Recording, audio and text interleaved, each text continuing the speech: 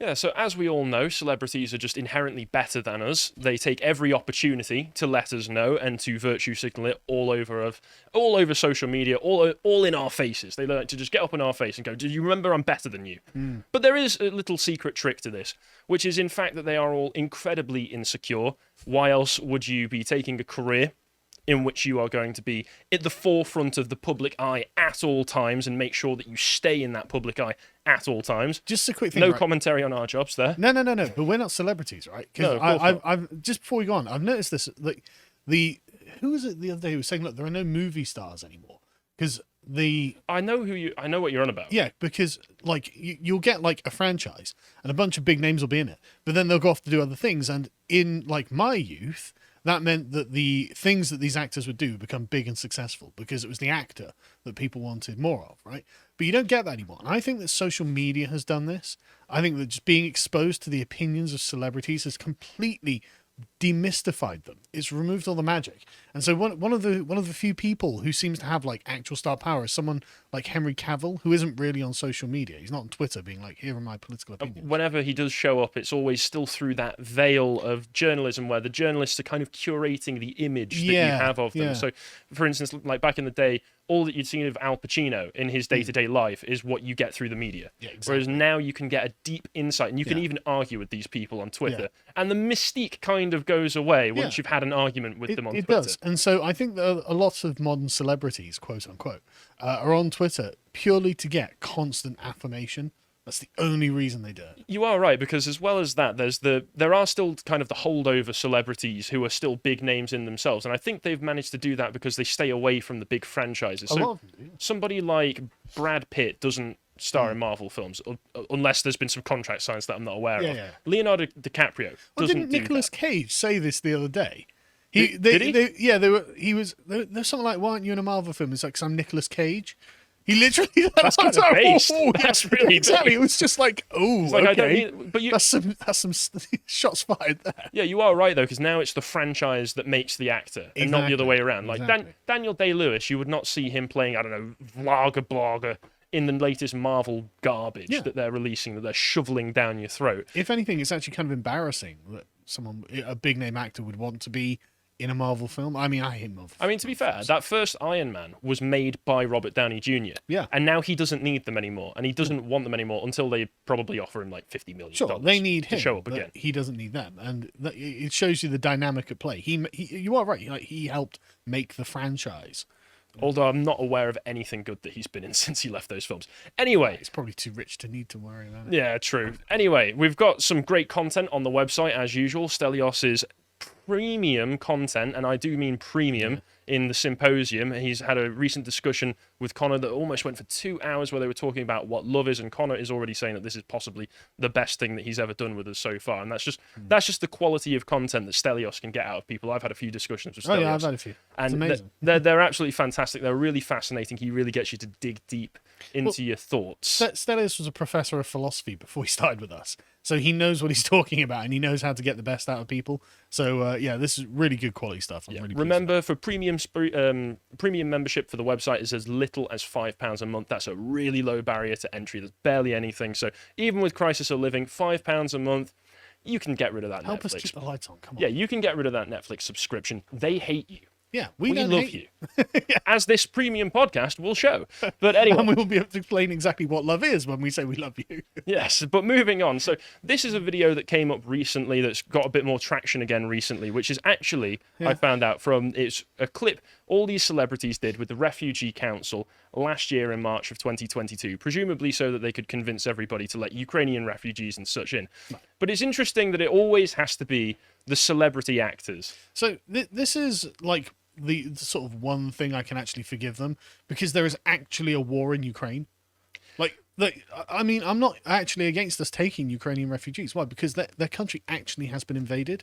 And the Ukrainian government's like, look, men aren't leaving the country, only women and children leaving. Okay, that's a sensible policy. That's fair, but I do think it says something about our culture that we exist in right now, that people won't take a crisis or an actual tragedy that's going on in the world as seriously as they will as if you don't have a celebrity face plastered all over I it. think the problem is that really we've been crying wolf for so many years, right? Oh, we've got to let all these climate refugees in. They're economic refugees now. They're in France. They're not refugees. They're in a safe country. Everything's fine. We're being taken advantage of. And so when like an actual group of people who are actually refugees from a war say, look, we actually need some help. Can we have some help? People are very cynical. Well, I'm very cynical because I know even if it wasn't a Ukrainian war where you can point to something and go, there's something actually going on that's really wrong in the world, I know these people would still be making the same video. Yeah. So let's just, again, which is why I'm cynical about it. But anyway, yeah, let's just play the video and let the cynicism wash over us. You're a mother fleeing with your toddler and a baby from bombs falling on your home. You're a criminal. You're an elderly grandmother, you have trouble walking, and you're trying to reunite with family. You're a criminal. You're heavily pregnant, trying to escape with nothing but the clothes on your back. You're a criminal. You're a teenager and you don't even know where your family is, or if they're even alive. You're a criminal. You're a diabetic. You've lost your medicine. You've not eaten for days. You're a criminal. You're in a wheelchair, trying to escape the dangers of war. You have to cross streets strewn with rubble and muddy fields. You're a criminal. You desperately need to find a safe place, but can't find an officially sanctioned route. You're a criminal. This government wants to criminalise desperate refugees for taking what they see as the wrong path to safety. It's not always possible to take the right path when you're running from bombs. No matter where you're from or which war you are running from, your life matters. No refugee trying to find safety should be treated like a criminal. Oh, they're just so much better than us. I mean, on the plus side, at least they have a genuine constituency in the Ukrainians. Well, to argue for this time. Yeah, yeah, exactly. This time. Like every other time when it's like, oh, who's this? This person's from Morocco. Okay, what was going on there? They're from Albania.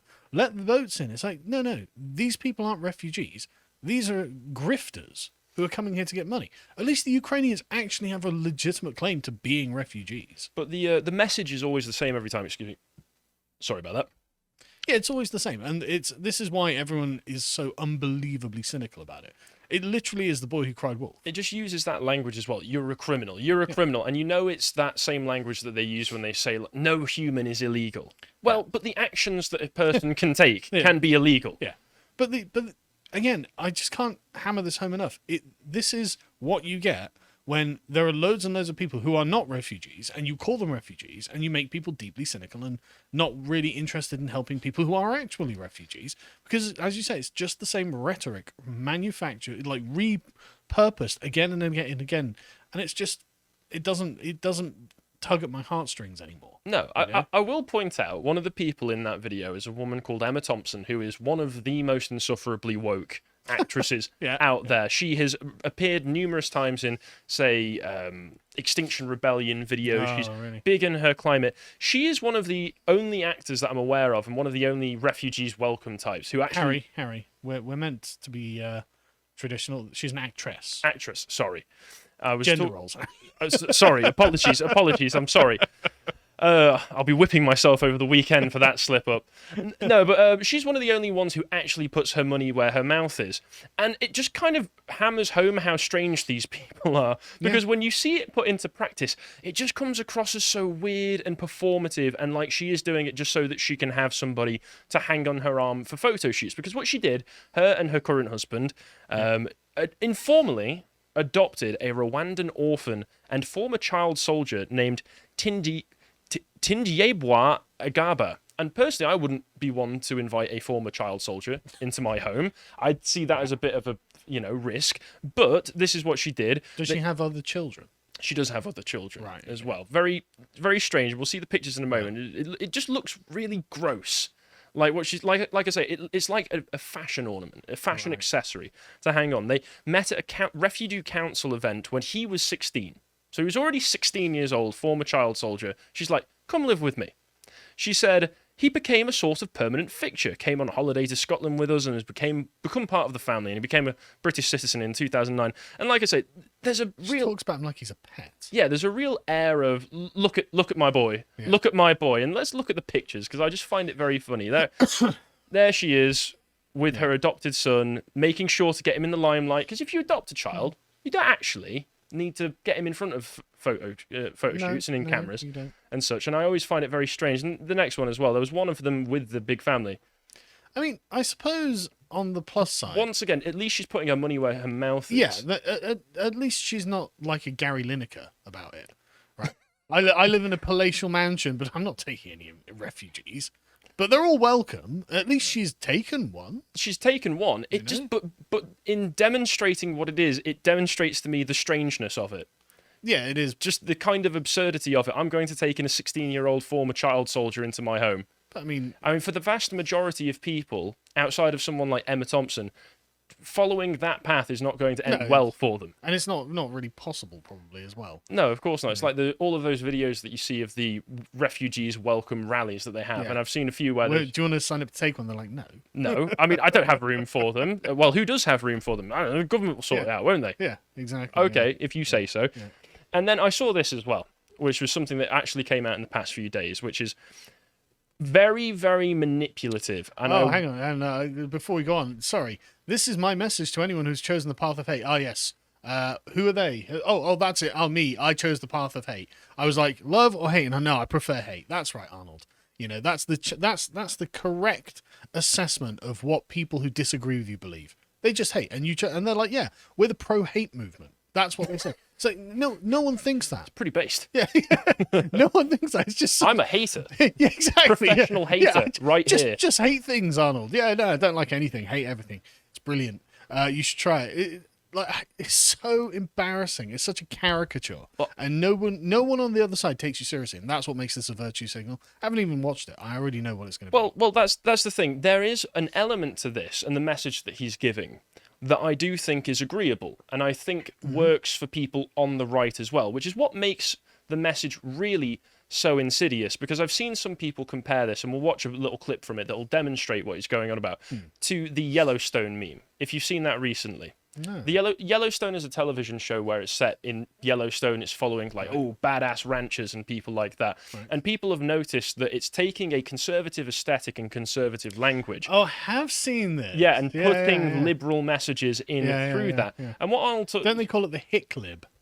Yes, I think so. That's what they refer to it as. And what Arnold is doing here is he's taking these very pro-regime, pro-globalist order messages and putting the language and aesthetic of conservatism in them. Because Arnold is a big, strong man, and Arnold doesn't want you to be weak. He wants you to be strong and hit the gym. And he wants you to take personal responsibility for yourself. Those are all messages that I can get behind. You know, I think you should hit the gym. You should get stronger. You should do what you can to better yourself and take responsibility for yourself. But it's reading between the lines where I see what's actually going on here, and how Arnold, a fan of freedom, if we remember back to a few years ago where he said, F your freedoms regarding the lockdowns, where that Arnold is not our friend. Arnold is not somebody who wants the best for us, really. The Germanic in the Austrian just comes out there. You know, no, we should all be F for freedoms. You just can't help but let it out. I mean, his dad was a Nazi, so... he's German, so... Yeah, but Austrian. So but Austrians are German. That's true.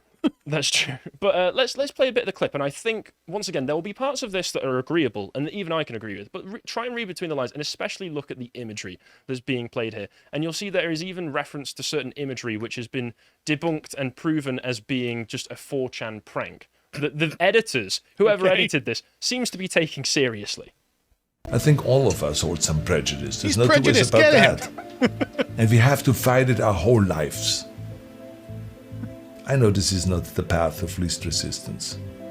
It's easier to just throw around some bogus science claiming that you're superior to someone else than it is to actually work on becoming better yourself. It's easier to make excuses that the Jewish people conspired to hold you back than it is to admit that you just needed to work harder. It's easier to hate than it is to learn. It's easier when someone challenges you to get hurty feelings and to go and find some echo chamber that will tell you that you are right and they're wrong. But remember, easier isn't better. It isn't.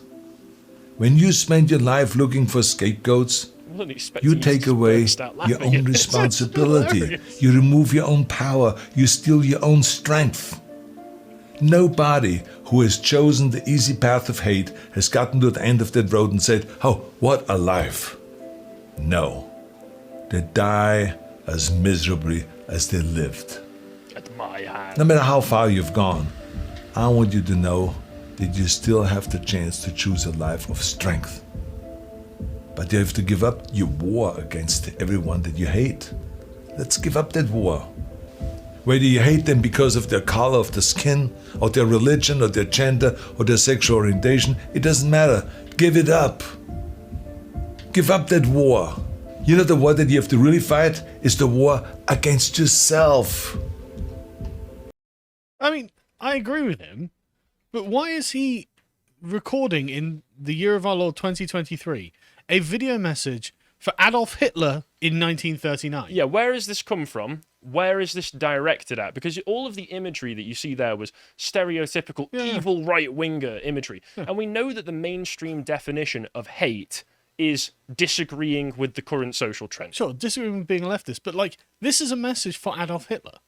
Like, it literally, like, this is what he's talking about. We're not talking about like Nazi Übermensch ideology or Jewish, like, ruining Germany and Jews ruining Germany and stuff like that. It's like, yeah, but like, I was going to call him Adolf, Arnold. I'm not in any way, I'm not animated by any of those concerns. I've just noticed something. Did you notice that portrait in the background? It's not Hitler, is it? No. I would love if it was, just for the joke, really funny, just for the meme. But no, it was a picture. I just noticed it was a painting or a portrait, and I assume this is Arnold's actual desk. Right, yeah. Of Arnold from the 70s, topless, ripped, posing. To be fair, I can understand why you'd have that. He's old, and it's like, look, this is what I was This like is when what I was young. used to be like. Yeah. You know, when he's like, what, 60-something now, whatever. So I don't blame him for that. But the way that I interpret this, and I think the accurate way to interpret this, is that given that the mainstream interpretation of hate is just disagreeing with the current social trends, if he is saying you have chosen a path of hate, that is such as the things that we do. Obviously, I don't know. I don't feel attacked by this at all.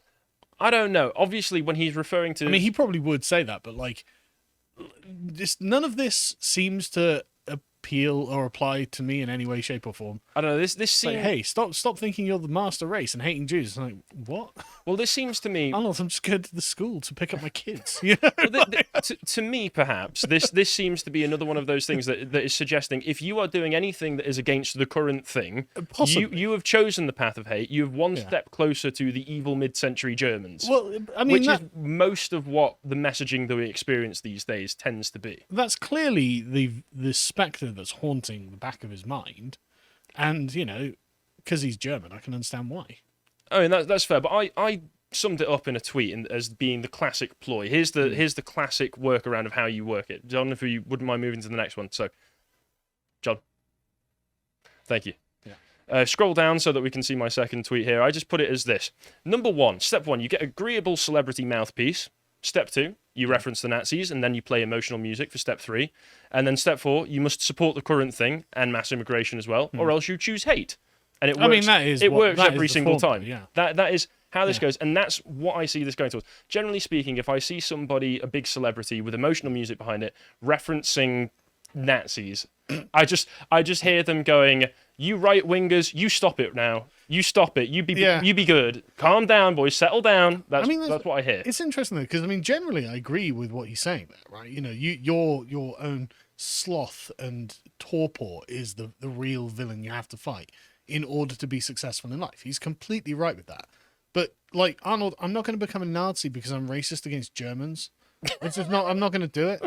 Like it's like I just can't stand like Nazism because it's cringe and foreign. I just see it as if I disagree with gender propaganda in the schools, I'm not one step closer to the mid-century Germans. Yeah, I'm not like that. No, it's exactly right. That's what I see that as. But like this really is just such a weird thing. Because it's like, you know, laden with like swastikas and stuff. It's like this bears. That's the flag. Arnold. Now, can we talk about? And I keep seeing the pictures of the people painting swastikas everywhere Yeah. as well. They don't tend to be of the Aryan master race. There are a lot of false flags, shall we say? But no, it's not Nazism to be concerned about the problems that we have in the modern era, and I don't really think that it's going to lead to a genocide. Neither do I. But you know that celebrities would support this next thing that I've got up here, which is the plans for multi-million-pound refugee homes in Shropshire. Look, if you don't pay for Afghans and Ukrainians to come and live in Shropshire at your expense, that's basically Nazism. I mean, that's literally what this is. It's £7.2 million on Home for Refugees, 26 properties allocated to Ukrainian families. You know, once again, we can say that they at least have a reasonable cause. But hang on, but even then, okay, yeah. So we bring in Ukrainian refugees, right? And if I was a refugee to a country, I wouldn't be like, right, now build me a home in the countryside. Give me a house. Exactly. I wouldn't be thinking that. I'd be like, okay, you know, and if they did, I'd be pleasantly surprised. Yeah, I'd be like, wow, brilliant, thanks. But like, you know, I'd expect them to put me up in maybe a hotel or maybe some sort of refugee camp or something. I hate using the word camp because we've just been talking about Arnold. I understand. But, you know, hopefully you're smart enough watching this to understand that's not what we're referring to. Yeah, so somewhere that is, you know, where I can live for a reasonable period of time until the war is over in my home country, upon which time I will return. That's what I would be expecting. That is. But not no, a 3-bedroom house. They're being put up in houses while the UK itself is going through a housing crisis. Yeah. And we've got the cost of living crisis. The UK government and councils are putting up 3.2 million of government grant money, and the council borrowing the other, 4 million needed for this. This is your money they're just pissing away. Could this not go on natives? Could this not go on actual English people before? Could they just not take our money? Before we look after the rest of the world, could we not look after ourselves first? I tweeted about this, and I was basically, look, I don't consent to having my tax money taken like this, and in fact, it's starting to resemble a form of theft. And all I had was libertarians in the comments going, yes. And it's like, no. No, we're not going that way. It's literally the meme. Ugh. I can hate taxes without going full libertarian. Exactly. I just don't like the government stealing my money. That's simple as. Simple as. Stop stealing my money and giving it to foreigners. But after we've gone through all of that, demonstrating how celebrities constantly are so much better than us, let's remind ourselves of just how pathetic most of these people really are. I saw this article and I just had to talk about it because Seth Rogen decided to do a podcast appearance where, one, he started to brag about how happy he is that he doesn't have children in his 40s. Yeah. You know, if you're happy, Seth, you know, I'm happy as well. I don't want more little Rogans running around. Hang on a second, no, Seth, your happiness is more important than the happiness of my own children. I'm glad you're happy, Seth. But also negative reviews for his terrible stoner comedies with their fart and butt and sex jokes. But you know, so devastating for him. I got to say, man, Pineapple Express was hilarious. I enjoyed Pineapple Express, but he made that like 20 years ago. So I really enjoyed Pineapple Express when I was a teenager. Yeah, exactly. Yeah, and then I watched it again in the past few years. I haven't watched it recently. The most it got out of me was that's all. Yeah, it was the probably reaction funny I got when I was out like of in it. my 20s or something. But what I find funny about this, I can't help but think of a conversation with Seth Rogen where you're like, Seth, look, everyone's their own biggest critic. He's like, no, they are. Sorry, Seth. It feels, apparently getting bad reviews feels like a very personal rejection. Yeah. As if he's trying to wine and dine these reviewers and they're just, no, not interested. Bro, don't look at the comment sections. Yeah, I think if most critics knew how much it hurts the people that made the things they're writing about, they would second guess the way they write these things. I wouldn't. In fact, if I was a film reviewer, and I have done a few film reviews in my time, that would encourage me.